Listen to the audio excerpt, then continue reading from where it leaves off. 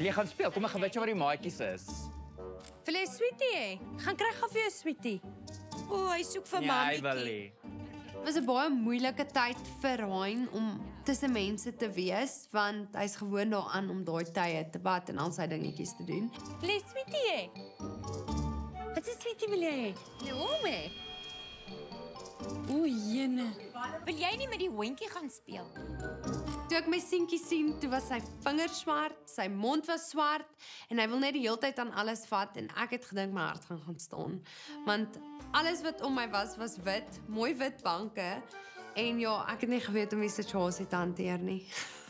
Hierdie ingeniet sy sweeties. Ek beloof vir jou. Daar gaan Hy hy. maak al die sweets oop en dan proe hy dit en dan gooi hy dit neer. Nee my liefie, die hoef jy gaan jou sweetie eet. Kyk gou lyk dit hier, sorry.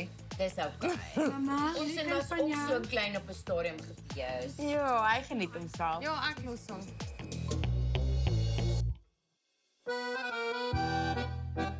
So, Anso se seentjie is bitterlik cute en hy het so 'n bietjie chaos gestrooi toe ek weer sien toe vlieg 'n cupcake en toe gaan 'n ballon.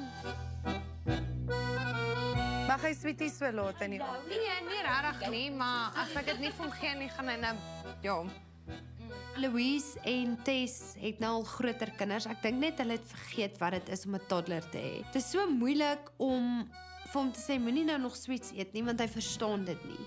Maar as jy vir hom sê moenie nog sweets eet nie en jy vat dit weg, dan gooi hy 'n tantrum.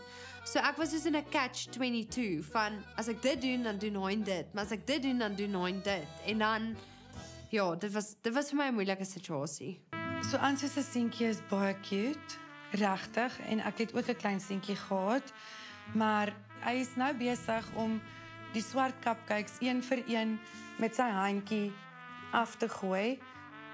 Waar die ander kinders nou nog nie 'n cupcake kon vat nie, nou lê alles op die vloer. So sulke goed is vir my, weet as jy by ander mense se huis is, dan staan jy op, al doen jy dit 16 keer.